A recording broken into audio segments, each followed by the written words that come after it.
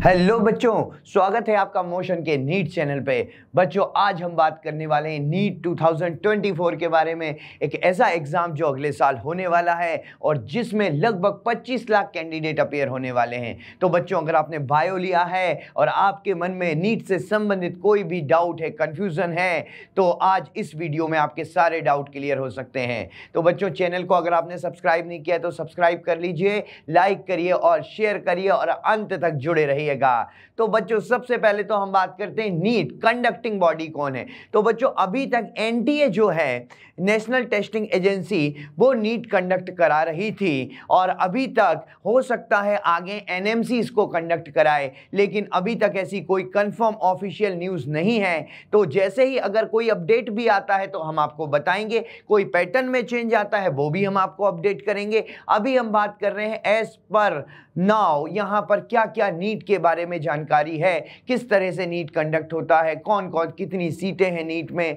कितनी सीट्स में एडमिशन मिलता है, कौन कौन से कोर्सेज में एडमिशन मिलता है, क्या एलिजिबिलिटी है इसकी, उसके बारे में हम बात कर रहे हैं। तो बच्चों देखिए, अगर आपने मेडिकल लिया है, अगर आपने बायोलॉजी लिया है, तो आपका सपना है कि डॉक्टर बनना है, एमबीबीएस करना है, लेकिन ध्यान रखिए कि नीट के थ्रू खाली एमबीबीएस में एडमिशन नहीं मिलता है। बहुत सारे कोर्सेज ऐसा है जिसमें आप और भी अच्छा कर सकते हैं। उन कोर्सेज की हम बात करते हैं यहाँ पर। लाइक आप देखिए, यहाँ पर एमबीबीएस तो है ही, ठीक है, और जो कि सबकी पहली पसंद होता है। साथ ही साथ आप नीट के थ्रू बीएससी नर्सिंग में भी जा सकते हैं बच्चों, नीट के थ्रू आप बीडीएस में भी जा सकते हैं, डेंटल में आप डॉक्टर बन सकते हैं बच्चों। यहाँ पर बीएचएमएस होम्योपैथी मेडिसिन से आप कर सकते हैं, बीएएमएस यहाँ पर आयुर्वेदिक मेडिसिन में आप कर सकते हैं, डॉक्टर बन सकते हैं, बीयूएमएस यूनानी मेडिसिन में आप जा सकते हैं, बीएसएमएस सिद्धा मेडिसिन जो है एंड सर्जरी की फील्ड में आप जा सकते हैं, बैचलर ऑफ वेटनरी साइंस यहां पर जा सकते हैं, BPT physiotherapy, bachelor in physiotherapy,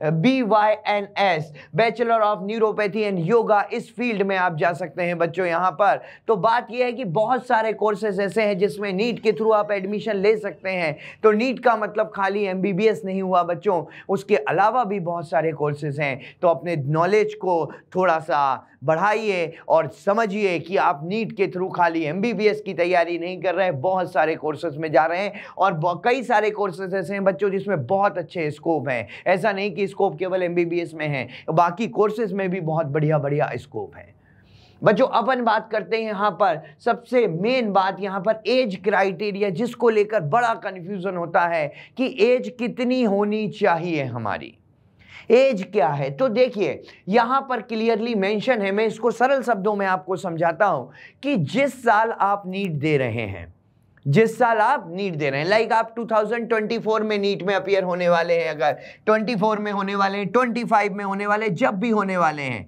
तो जब भी जैसे आप 24 में नीट देने वाले हैं, तो उस साल 31 दिसंबर तक आपके 17 ईयर कंप्लीट हो जाने चाहिए। आप जिस साल भी नीट दे रहे हैं, एग्जाम कब हुआ इससे फर्क नहीं पड़ता, उस साल एग्जाम किस डेट को हुआ, किस मंथ को हुआ, उससे फर्क नहीं पड़ता, काउंसलिंग कब हुई उससे फर्क नहीं पड़ता। बात ईयर की है कि जिस ईयर भी आप एग्जाम में अपीयर हो रहे हैं, लाइक 2024 में अगर आप अपीयर हो रहे हैं, तो 2024 में 31 दिसंबर तक आप 17 ईयर के हो जाने चाहिए। अगर आप ये एग्जाम 25 में दे रहे हैं, तो 25 के दिसंबर से पहले आप 17 ईयर के कंप्लीट हो जाने चाहिए, ठीक है। तो ये मेरे ख्याल से बात क्लियर हो गई होगी, इसमें कोई डाउट नहीं, कोई कंफ्यूजन नहीं होना चाहिए, ठीक है। चलिए आगे चलते हैं बच्चों, आगे चलते हैं। यहाँ पर 12th में कितने परसेंटेज होने चाहिए तो मैं नीट के लिए क्वालिफाई मतलब एलिजिबल हूँ, कि मेरे कितने परसेंट हो तो नीट के लिए एलिजिबल हैं। तो देखिए बच्चों, यहाँ पर NEET qualifying exam marks for general and different categories. तो देखिए, अगर आपके 12th में पीसीबी, किसकी बात कर रहे हैं, फिजिक्स, केमिस्ट्री एंड बायोलॉजी, या बायोटेक भी अब इंक्लूड हो गया है, तो फिजिक्स, केमिस्ट्री, बायोलॉजी या फिजिक्स, केमिस्ट्री और बायोटेक का एग्रीगेट अगर आप जनरल कैटेगरी के हैं तो कितना होना चाहिए, 50% या उससे ज्यादा होना चाहिए।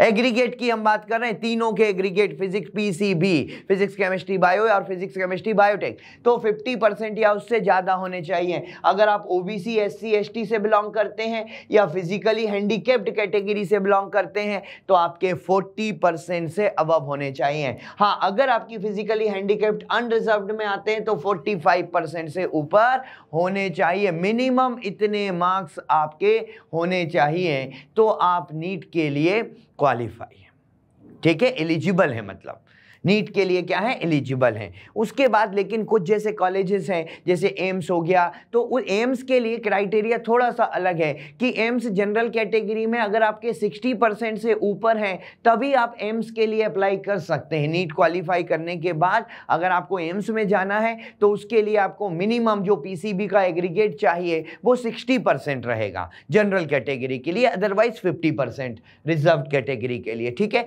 लेकिन अगर नीट का एग्जाम की बात करें तो जनरल कैटेगरी 50% एग्रीगेट और बाकी कैटेगरी 40% है और अनरिजर्व्ड फिजिकली हैंडीकैप्ड 45% है। चलिए अब देखते हैं भाई पेपर पैटर्न कैसा आता है, पेपर में कितने क्वेश्चन आते हैं, कितने हमें करने होते हैं। तो देखिए फिजिक्स में टोटल 45 क्वेश्चन आपके आने वाले हैं, जिसमें से सेक्शन ए में 35 आएंगे, जिसमें से आपको 35 में से 35 ही करने हैं।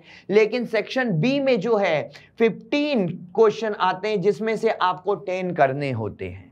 इसी तरह केमिस्ट्री में भी सेम है, टोटल 45 क्वेश्चन आते हैं, 35 सेक्शन ए में पूरे करने होते हैं, 15 सेक्शन बी में जिसमें से कोई 10 करने होते हैं, सेम जूलॉजी में और सेम बॉटनी में। तो 45 इनमें भी आते हैं, सेक्शन ए में 35, सेक्शन बी में 15 और जो सेक्शन बी में 15 आते हैं उनमें से आपको 10 करने होते हैं।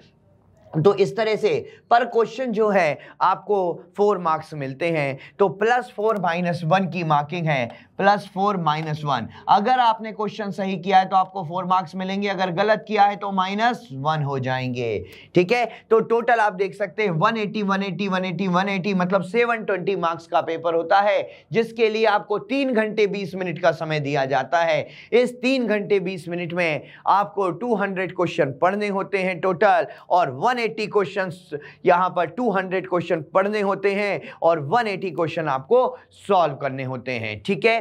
तो 200 पढ़ेंगे, 180 सॉल्व करेंगे, और यहां पर देखिए टोटल नंबर ऑफ क्वेश्चन 180 है, टोटल नंबर ऑफ मार्क्स जो है वो 720 है, ठीक है। क्लियर है इतनी बात?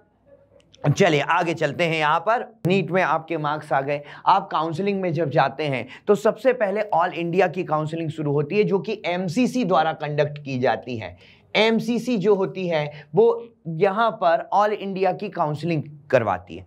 ऑल इंडिया की काउंसलिंग में कौन कौन से कॉलेज इंक्लूड होते हैं? तो देखिए 15% ऑल इंडिया कोटा होता है हर स्टेट का, मतलब आप भले ही किसी भी स्टेट से बिलोंग कर रहे हो, 50% सीट के लिए आप एलिजिबल हैं, चाहे वो आपकी स्टेट है या नहीं है। ऑल ओवर इंडिया में कोई भी स्टेट है तो उसका 15% जो है ऑल इंडिया काउंसलिंग के थ्रू ही भरा जाएगा। 100% एम्स पूरे 100% ऑल इंडिया काउंसलिंग से ही भरे जाते हैं, इसमें कोई स्टेट काउंसलिंग नहीं है, क्योंकि 2 तरह की काउंसलिंग होती है, एक ऑल इंडिया और एक स्टेट। पहले हम बात करें ऑल इंडिया की, तो ऑल इंडिया में 15% सारी स्टेट की सीट्स के लिए जो है काउंसलिंग होती है। 100% एम्स के कॉलेज ऑल इंडिया काउंसलिंग में ही भरे जाते हैं। जिपमर की सारी सीट्स जो है वो ऑल इंडिया काउंसलिंग से भरी जाती है। सेंट्रल यूनिवर्सिटीज हो गई, जैसे AMU हो गया, BHU Aligarh Muslim University, Banaras Hindu University, 100% ESIC quota की सीट्स भरी जाती है। AFMC का केवल रजिस्ट्रेशन पार्ट MCC कंडक्ट करवाती है, बाकी का प्रोसेस जो है वो AFMC अपना सेपरेटली आगे कंडक्ट करवाती है, ठीक है। IP यूनिवर्सिटी हो गया, फिर इसके बाद आप देख सकते हैं यहाँ पे ABVIMS and RML and ESIC dental Delhi, ठीक है। 15% all India and 85% institutional quota होता है इसमें भी। 100% डीम्ड यूनिवर्सिटी की जो काउंसलिंग होती है वो ऑल इंडिया काउंसलिंग के थ्रू ही होती है। फिर जब ऑल इंडिया की काउंसलिंग चलती है, फर्स्ट राउंड कंप्लीट हो जाता है, उसके बाद ही स्टेट की काउंसलिंग भी अपनी शुरू हो जाती है। और स्टेट की काउंसलिंग में आप बची हुई 85 भाई 15% तो किसी भी स्टेट की कहां से जाएगी? ऑल इंडिया से जाएगी। लेकिन जो आपकी स्टेट है, आपकी स्टेट आपको 85% आपके लिए रिजर्व रखेगी, जिसकी काउंसलिंग आप स्टेट कोटा से करा सकते हैं। उसमें आपको कितने % सीट दी जाएगी? 85% सीट आपके लिए रिजर्व है। तो अगर आप अपनी ही स्टेट में कॉलेज लेना चाह रहे हैं और स्टेट काउंसलिंग से चाह रहे हैं तो आपको स्टेट काउंसलिंग के लिए अलग से रजिस्टर करना पड़ता है। एज पर नाउ हो सकता है कि ये काउंसलिंग सेंट्रलाइज हो जाए, लेकिन बच्चों जब ऑफिशियली डिक्लेयर होगा हम आपको अपडेट करेंगे। अभी तक ऐसा कुछ नहीं हुआ है। अभी तक सेंट्रल और स्टेट की काउंसलिंग, ऑल इंडिया और स्टेट की काउंसलिंग अलग अलग है। तो अभी की प्रोसेस जो होती है उसमें क्या होता है कि स्टेट काउंसलिंग के लिए अलग से रजिस्ट्रेशन होता है। आप जिस स्टेट के हैं आप उस स्टेट की साइट पर जाकर और स्टेट काउंसलिंग के लिए भी रजिस्ट्रेशन करवाएंगे, और स्टेट काउंसलिंग में आप स्टेट्स की जो 85% सीट्स बची हैं, क्योंकि 15% सीट्स तो चली गई ऑल इंडिया कोटा में, ठीक है, अब जो 85% सीट्स बची हैं आप उसके लिए क्या है, उसके लिए बच्चों एलिजिबल हैं। ठीक है, तो यहां पर रिजर्वेशन है बच्चों कि जो ओबीसी वाले बच्चे हैं उनके लिए 27% ऑल इंडिया में रिजर्वेशन होता है, एससी के लिए 15% रिजर्वेशन है, एसटी के लिए 7.5% रिजर्वेशन है, और जो फिजिकली डिसेबल्ड होते हैं उनके लिए 5% रिजर्वेशन होता है। तो इन रिजर्वेशन का ये फायदा होता है कि आपके मार्क्स अगर कम भी आए तो कई बार तो काफी कम मार्क्स में भी जो है आपको एडमिशन मिल जाता है, खास करके in case of ST and physically disabled लोगों को में जो है काफी कम मार्क्स में भी इनको एडमिशन मिल जाता है, कॉलेज गवर्नमेंट मिल जाता है। ठीक है, तो बच्चों उम्मीद है कि यहां पर आपके नीट से जुड़े हुए काफी सारे जो डाउट होंगे वो क्लियर हो गए होंगे। अगर आप इसके अलावा भी कुछ जानकारी चाहते हैं तो आप कमेंट बॉक्स में कमेंट करके बता सकते हैं बच्चों, और चैनल को सब्सक्राइब जरूर करिएगा, लाइक करिएगा, शेयर करिएगा, जिससे कि हमें मोटिवेशन मिलता रहे और हम आपके सामने ऐसे ही और वीडियो लेकर आते रहें जिसमें आपकी इंफॉर्मेशन को हम बढ़ाते रहें। तो बच्चों अगर कोई भी अपडेट होता है तो हम आपके समक्ष फिर उपस्थित होंगे बहुत जल्द। तब तक के लिए आपसे विदा चाहते हैं, और इस वीडियो को देखने के लिए आप सभी का बहुत बहुत धन्यवाद। थैंक यू, शुक्रिया।